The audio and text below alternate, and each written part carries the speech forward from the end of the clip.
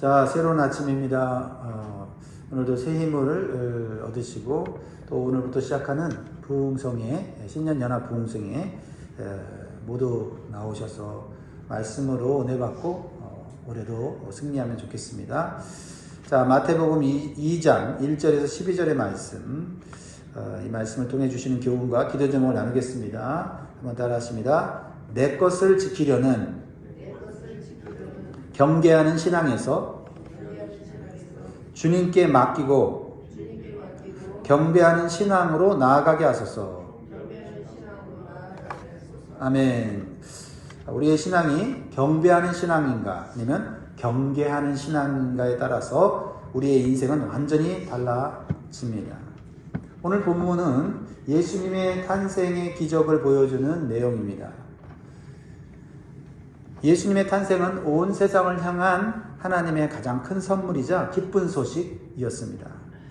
그러나 성경을 깊이 묵상하다 보면 우리는 한 가지 당혹스럽고 놀라운 사실을 마주하게 됩니다. 그것은 바로 같은 예수의 탄생을 두고 사람들의 반응은 전혀 달랐다라는 것입니다. 하늘에는 똑같은 별이 떠올랐고 예루살렘에는 같은 소식이 전해졌습니다. 하지만 어떤 사람은 그 별을 보고 수천 킬로미터의 먼 길을 떠나 기꺼이 무릎을 꿇었고 어떤 사람은 자신의 왕자를 빼앗길까 봐 두려워하며 칼을 갈았습니다. 또 어떤 사람은 성경의 예언을 누구보다도 정확하게 알고 있었음에도 불구하고 손가락 하나 까딱하지 않은 채 제자리에 머물러 있었다라는 겁니다. 예수님의 탄생은 모두에게 복된 소식이었지만 그 복된 소식을 모두가 누린 것은 아니었다라는 거죠. 오늘 본문에 등장하는 이 세 부류의 모습은 단순히 2000년 전 유대 땅에 살았던 사람들의 이야기가 아닙니다. 그것은 오늘 이 시간 예배에 앉아있는 우리의 신앙이 지금 어디를 향하고 있는지, 무엇을 두려워하며 무엇을 갈망하고 있는지를 깨닫게 해주는 거울입니다. 과연 우리는 어떤 마음으로 왕 되신 예수님을 마주하고 있습니까? 경배입니까? 경계입니까? 라는 주제로 말씀을 전하고 싶어요. 첫 번째 부류의 사람들은 어떤 신앙을 가졌을까요? 나의 왕자를 잃을까 두려워하여 예수를 경계하는 신앙을 가졌습니다. 헤롯 왕의 신앙이지요. 예수님을 경쟁자로 보는 그런 신앙이에요. 본문에서 가장 먼저 등장하는 인물이 유대의 통치자 헤롯 대왕입니다. 동방에서 온 박사들이 예루살렘에서 도착해서 뜬금없는 질문을 하죠. 예상치 못했던 질문을 합니다. 유대인의 왕으로 나신 이가 어디 계시냐? 이 질문이 던져진 순간 예루살렘 왕궁의 공기는 어떻게 됐을까요? 매우 차가워졌습니다. 기쁨의 환호성이 아니라 침묵이 냉랭하게 흐르는 그런 분위기였다는 거죠. 그래서 3절은 이렇게 기록하고 있죠. 헤롯 왕과 온 예루살렘이 듣고 소동한지라. 헤롯은 예수님의 오심을 두려워했습니다. 왜 그랬을까요? 그런 예수님을 내 영혼을 구원할 구세주로 본 것이 아니라 내 인생의 주도권을 위협하는 경쟁자로 보았기 때문이에요. 예수님이 왕으로 오셨다는 말은 지금 왕자에 앉아있는 누군가는 내려와야 한다는 것을 뜻하는 것임을 그는 본능적으로 직감했습니다. 헤롯은요, 하나님을 모르는 불신자는 아닙니다. 그는 유대인의 왕으로서 성전을 재건할 만큼 종교적인 열심도 있었던 사람입니다. 그러나 결정적인 문제가 있었어요. 그는 자신의 인생의 왕자를 하나님 앞에 드릴 마음이 없었다라는 거죠. 하나님께 성전을 지어드렸지만 사실은 그것은 자기가 영광을 받으려고 했다라는 것입니다. 우리는 흔히 예수님을 구원자로만 생각하지만 성경은 그분이 구원자 이전에 우리를 통치하시고 다스리시는 왕이심을 선포하고 있습니다. 헤롯은 그 예수님의 통치권을 인정하지 못했습니다. 그래서 마음에 기쁨이 아니라 두려움이 찾아온 것입니다. 우리 마음이라는 주차장에 이미 자라고 하는 차가 가득 차 있으면 예수님이라고 하는 차가 들어올 공간은 없어요. 새로운 차가 들어오려면 지금 있는 차가 나가야 합니다. 내 욕망과 계획이 가득 찬 공간에 예수님이 들어오시려고 할 때 우리는 본능적으로 문을 걸어 잠그고 그분을 경계하게 된다는 겁니다. 말로는 환영한다 말하지만 사실은 예수님이 내 마음속, 내 삶 속에 깊숙이 들어오는 것을 그렇게 좋아하지 않는다라는 겁니다. 이게 경계하는 신앙이죠. 우리 신앙생활 하면서 은연중에 헤롯의 길을 걸을 때가 있다는 사실을 인정하면 좋겠습니다. 기도는 하지만 결정권은 여전히 내가 쥐고 싶어하고 교회는 다니지만 내 삶의 방향만큼은 내가 정하고 싶어합니다. 예수님을 내 삶의 컨설턴트 정도로 두고 필요할 때만 조언을 구하는 어드바이저로 우리가 인정할 때가 있죠. 우리는 지금 경배하는 신앙이 아니라 그분을 내 삶의 변두리에 밀어내는 경계하는 신앙을 살고 있는지 한번 생각해 봐야 되겠습니다. 질문을 하는 거죠. 나는 지금 예수님을 내 인생의 진정한 통치자로 모시고 있는가? 아니면 내 왕자를 지키기 위해 그분의 개입을 은근히 차단하고 경계하고 있지 않은가? 사랑하는 여러분, 예수님을 경계하던 마음이 경배로 바뀌는 은혜가 있기를 주의 이름으로 축복합니다. 내가 붙들던 통제와 불안이 풀리고 왕이신 주님이 주시는 평강이 우리의 가정과 일터에 부어지기를 바랍니다. 그래서 오늘부터 여러분의 삶이 내가 지키는 인생이 아니라 주님이 지켜주시는 인생이 될 수 있기를 축원합니다. 두 번째 부류의 신앙을 보여주고 있죠. 말씀은 알지만 움직이지 않는 신앙을 가진 사람들이 있다. 종교 지도자들, 그 당시 종교 지도자들의 신앙입니다. 아는 것에만 만족하고 머물러 있는 신앙이었습니다. 메시아가 탄생했다는 동방박사들의 말을 듣고 당황한 헤롯은 당대 최고의 성경 전문가들을 찾았습니다. 누굽니까? 대제사장과 서기관들이죠. 그들을 불러서 그들에게 물어봅니다.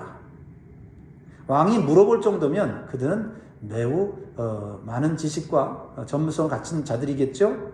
그래서 묻습니다. 그리스도가 어디서 나겠는가? 그러자 그들은 망설임 없이 대답을 합니다. 그리고는 그들은 어렵지 않게 성경을 쫙 피더니 정확하게 그리스도의 탄생의 예언을 한 것을 딱 펼쳐서 말을 합니다. 미가 선지자의 예언을 이용해서 말하죠. 그리스도가 어디에서 나겠느냐?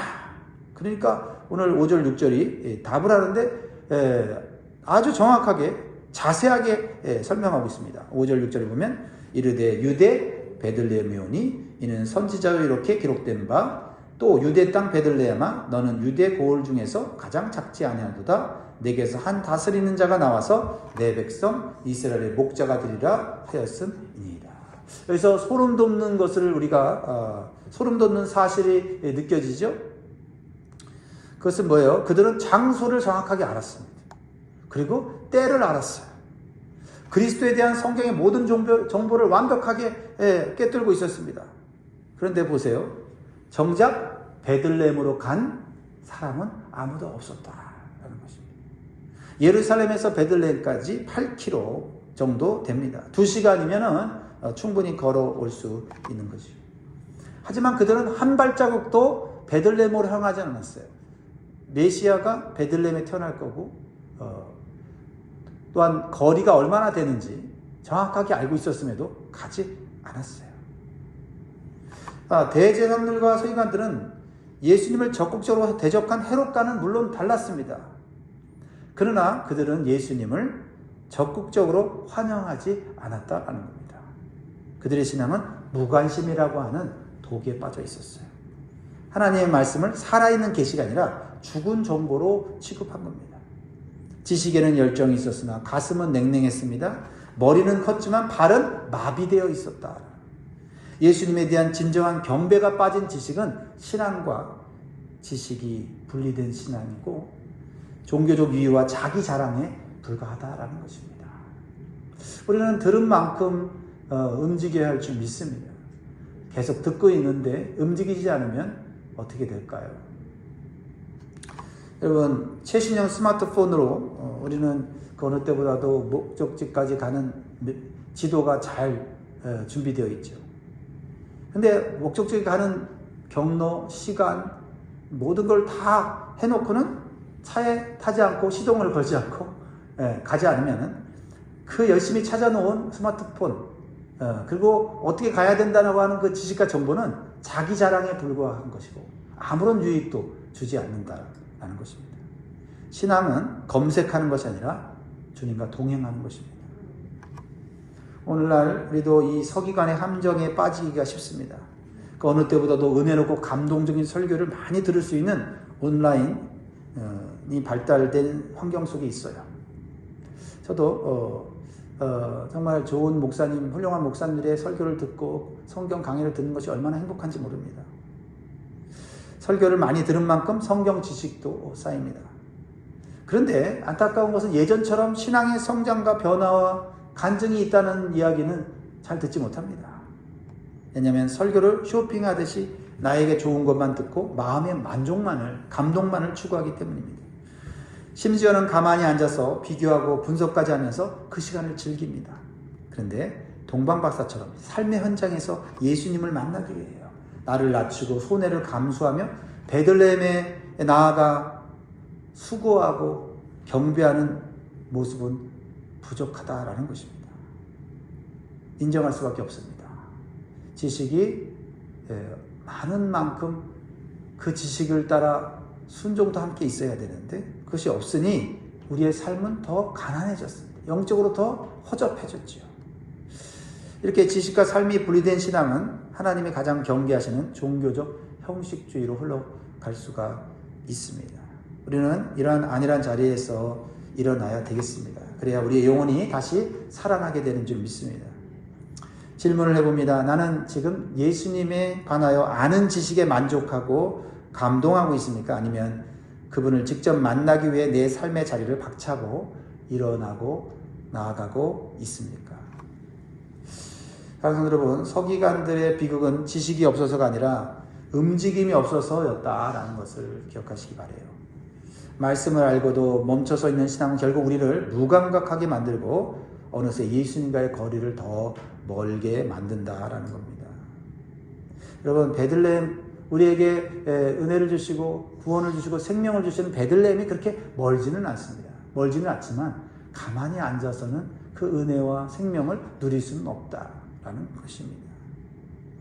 내가 변하지 않는 이유는 지식 부족이 아니라 많이 배우지 못해서가 아니라 결단 부족, 실천 부족이라는 사실을 우리가 기억하면 좋겠습니다. 그리고 한 걸음이라도 베들레헴을 향하여 은혜의 베들레헴, 말씀의 은혜의 베들레헴으로 나아가는 결단이 있기를 주의 이름으로 축복합니다. 세 번째 부류의 신앙이죠. 우리가 본받아야 될 신앙이죠. 세 번째로는 모든 것을 내려놓고 왕께 나아가 경배하는 신앙을 가진 사람이 있습니다. 동방박사들의 신앙이죠. 모든 것을 드리는 경배로 그들의 믿음이 진짜 믿음이었다는 것을 보여주고 있습니다. 동방박사들은요, 이스라엘 사람이 아니었습니다. 성경 전체를 통달한 학자들도 아니었습니다. 이방인이었어요. 그러나 그들에게는 헤롯에게도 서기관들에게도 없었던 결정적인 한 가지가 있었습니다. 그것은 뭐냐면 이거예요. 우리가 그에게 경배하러 왔노라 하는 순수한 열정과 신앙이었다는 겁니다. 성경 지식도 많이 없었어요. 그리고 거리도 멀었습니다. 그럼에도 불구하고 그들의 마음 가운데는 예수님, 메시아이신 그리스도를 경배하고자 하는 마음이 그 마음속에서 쉬지 않고 끊임없이 용솟음쳤다라는 것입니다. 이것이 하나님 원하시는 신앙입니다. 하나님을 경배하고 예수님을 경배하고자 할 때 하나님은 우리에게 징조를 보여주시고 말씀을 주시고 그리고 우리를 이끌어 가시는 줄 믿습니다. 2절에 보면 그들은 처음에 별이라는 징조를 보고 쫓아왔죠. 유대인의 왕으로 나신 이가 어디 계시냐? 우리가 동방에서 그의 별을 보고 그에게 경배하러 왔나라. 여러분, 사실 별은 징조죠. 징조는 이따가 사라지는 거기 때문에 사실 징조가 우리의 삶을 온전히 이끌지는 못합니다. 실질적으로 동방박사들이 별을 보고 왔다가 별을 잃어버렸죠. 그러나 그들이 다시 예수 그리스도께 나아가 경배할 수 있었던 건 뭐예요? 서기관들이 가르쳐준 말씀 때문이었죠. 그러나 말씀이 있는 자도 경배를 하지 못하는 이유는 뭘까요? 그런데 별을 보고 확실하지 않은 진리가 아닌 징조를 보고서도 그들은 하나님 앞에 경배하고자 할 때, 예수님께 경배하고자 할 때 말씀을 만나게 됐고, 그리고 또 징조를 보게 됐고, 그 징조를 통해서 또 말씀이신 예수 그리스도를 만나게 되었다. 뭔가 핵심이 있지 않습니까? 경배라는 거죠. 경배하고자 하는 순수한 열망. 경배를 위해서라면 내가 어떤 수고도 어떤 헌신도 내가 다 하겠다고 하는 그 열정, 그게 필요한 거죠. 실질적으로 동방 박사들은 사막을 건너고요, 산을 넘어서 수개월의 위험한 여정을 견뎌냈습니다. 그리고 그들은 예수님 앞에 섰을 때 자신들이 가진 가장 귀중한 것, 그래도 세상에서 가장 귀중하다고 가치 있다고 하는 것을 아기 예수께 드리면서 경배했습니다. 이게 진짜 신앙이죠. 징조를 보고 내가 징조를 보았다 자랑하는 것에 멈추지 않고, 말씀을 많이 알기 때문에 가르치면서 내가 너보다 많이 안다라는 것을 멈추지 않고, 중요한 것은 경배하는 것이고, 경배할 때 모든 것을 들여서 그분을 높이는 것, 그 행위, 그 믿음, 하나님이 기뻐하시는 줄 믿습니다. 내 참된 신앙의 무게는 내가 얼마나 많은 정보와 지식을 가졌느냐가 아니라 내가 주님 앞에 얼마나 낮아져서 경배하느냐로 측정된다는 사실을 기억하면 좋겠습니다. 그렇습니다. 그 동방 박사들이 드린 예물은 단순한 선물이 아니었습니다. 신앙 고백의 의미가 담겨져 있죠. 황금은 왕권을 의미하죠. 예수님은 내 삶의 왕이십니다. 통치자이십니다. 유향은 뭐예요? 신성을 의미하죠. 예수님은 나의 예배를 받으실 하나님이십니다. 모략은 뭐예요? 죽음을 의미하죠. 예수님은 나를 위해 죽으실 구원자이십니다. 이렇게 참 그들이 바친 그 예물을 보면서도 참 많이 감동을 받는 게 뭐냐면, 사실 그들이 하나님께 어떻게 예배를 드리고 경배해야 되는지를 성경을 통해서 배운 건 아닌데, 경배하고자 하는 마음을 가지니 하나님께서 그들에게 올바로 경배할 수 있는 삶, 올바로 경배할 수 있는 예물까지도 그렇게 깨닫게 해주시더라는 거예요. 그랬을 때 하나님은 그들을 어떻게 축복하셨을까요? 하나님 없는 인생이 가는 죽음의 길이 아니라 예수님을 통해서 얻는 생명의 길로 인도해 주셨어요. 그것이 이 세상과 다른 길입니다. 자, 12절 마지막 절 같이 있습니다. 시작. 그들은 꿈에 헤로데게로 돌아가지 말라 지시하심을 받아 다른 길로 고국에 돌아가니라. 헤로랑이 뭐라고 했습니까? 나도 경배할 수 있게 예수님이 탄생한 것을 알려달라고 했습니다. 그리고 나한테 알려주기에 돌아오라고 했죠. 근데 하나님은 어떻게 합니까? 헤롯에게 돌아가면은 그들이 죽을 수 있다는 사실을 아셨기 때문에 하나님은 다른 길로 인도하셨다. 다른 생명의 길로 그들을 안전하게 돌아가게 하셨다라는 겁니다. 이것은 무엇을 의미합니까? 오직 하나님만이 우리의 생명과 우리의 미래를 보호하시고 인도하신다는 겁니다. 또한 진정으로 왕을 만난 사람은 결코 이전과 같은 길로 걸어갈 수 없다. 예전 길로 가지 않는다. 예수 믿는 사람들은 옛 생활로 돌아가지 않습니다. 새 생활로 걸어가게 된다라는 것을 보여주는 줄 믿습니다. 예수님과의 만남이 진짜였다면 삶의 방향과 목적은 바뀌게 되어 있습니다. 우리의 경배는 주일 아침 예배당 의자에 앉아있는 것으로 끝나서는 안 됩니다. 진정한 경배는 예배당 문을 나설 때부터 시작됩니다. 예수님을 만난 사람은 사람을 대하는 태도가 바뀌고 돈을 쓰는 기준이 바뀌고 인생의 목표가 수정됩니다. 헤롯의 위험이 있어도 하나님의 경고를 따라 다른 길을 선택할 수 있는 믿음과 용기, 그리고 그것이 우리가 하나님의 길, 생명의 길로 인도받는 축복을 받는 길인 줄 믿습니다. 자, 오늘 말씀을 마음에 새기면 좋겠습니다. 참된 신앙은 내 인생의 왕자에서 내가 내려오고 그 자리에 예수님을 왕으로 모시는 것입니다. 우리가 이 시간 경계하는 헤롯의 신앙을 버리고 경배하는 동박 박사의 신앙으로 우리 새해를 다시 새롭게 출발할 수 있기를 주의 이름으로 축원드립니다. 기도하겠습니다.